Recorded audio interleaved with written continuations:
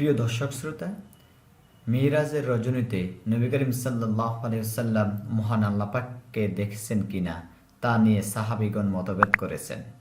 হযরত আব্দুল্লাহ ইবনে আব্বাস রাদিয়াল্লাহু তাআলা আনহু থেকে সহিহ সূত্রে বর্ণিত আছে যে নবী করিম সাল্লাল্লাহু আলাইহি ওয়াসাল্লাম আল্লাহ পাককে দেখেছেন।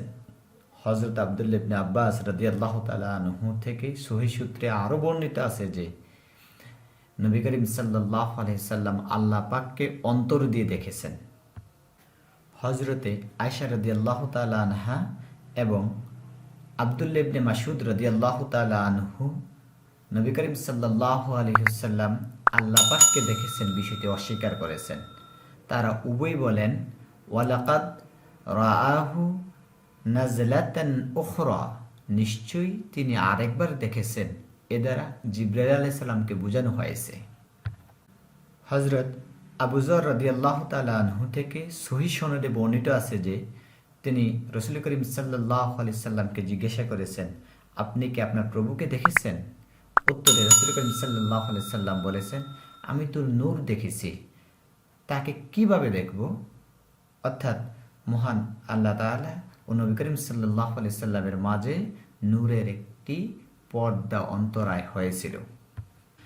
ইমাম দারামি নবী করিম সাল্লাল্লাহু আলাইহি সাল্লাম মহান আল্লাহ তাআলাকে না দেখার ব্যাপারে সাহাবাগণের ইজমা বর্ণনা করেছেন।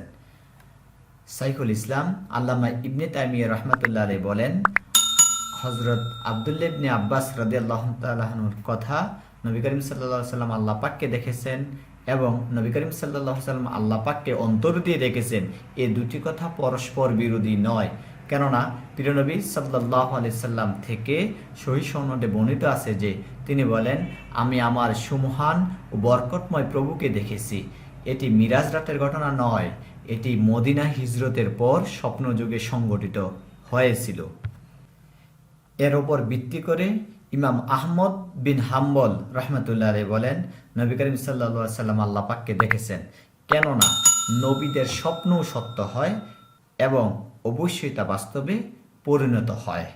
ওমা আলাইনা ইল্লাল বালাগ। আসসালামু আলাইকুম ওয়া রাহমাতুল্লাহি তাআলা ওয়া বারাকাতুহু।